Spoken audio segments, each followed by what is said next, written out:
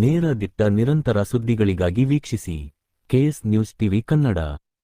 ತಾಲೂಕಿನ ಅಂಜಿಗೆರೆ ಗ್ರಾಮ ಪಂಚಾಯಿತಿಯಲ್ಲಿ ಇನ್ನೂ 6 ತಿಂಗಳುಗಳ ಕಾಲ ಅವಕಾಶ ನೀಡಬೇಕೆಂದು ಗ್ರಾಮ ಪಂಚಾಯಿತಿ ಸದಸ್ಯರೆಲ್ಲ ಸೇರಿ ಬೆಂಗಳೂರಿನಲ್ಲಿ ನಡೆಯುವ ಎಲ್ಲಾ ಗ್ರಾಮ ಪಂಚಾಯಿತಿ ಸದಸ್ಯರ ಪ್ರತಿಭಟನೆಯಲ್ಲಿ ಭಾಗವಹಿಸುವುದಾಗಿ ಹೇಳಿದರು.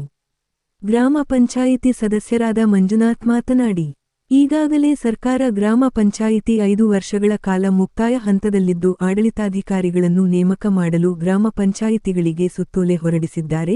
ಇನ್ನೂ 6 ತಿಂಗಳ ಕಾಲ ಅವಕಾಶ ಕೊಡಬೇಕು.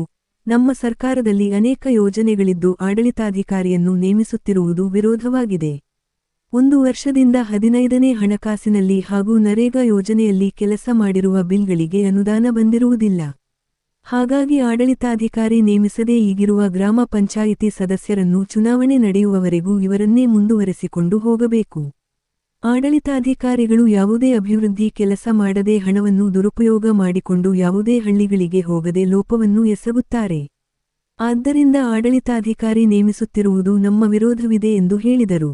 ಇದೇ ಸಂದರ್ಭದಲ್ಲಿ ಗ್ರಾಮ ಪಂಚಾಯಿತಿ ಅಧ್ಯಕ್ಷರಾದ ಗೀತಾ ಚಂದ್ರಪ್ಪ, ಉಪಾಧ್ಯಕ್ಷ ರವೀಂದ್ರ, ಗ್ರಾಮ ಪಂಚಾಯಿತಿ ಸದಸ್ಯರಾದ ತುಂಬಿಗೆರೆ ಶಿವಣ್ಣ, ಕಿರಣ್ ಕುಮಾರ್, ಮಂಜುನಾಥ್, ಬಸವರಾಜ್, ಸಿದ್ದೇಶ್, ನಾಗರಾಜ್, ರುದ್ರಪ್ಪ, ನೇತ್ರಾವತಿ, ಸುಧಾ, ಸುನೀತಾ, ರೇಣುಕಾ, ಜಯಮ್ಮ ಹಾಗೂ ರೇಷ್ಮಾಬಾನು ಹಾಜರಿದ್ದರು.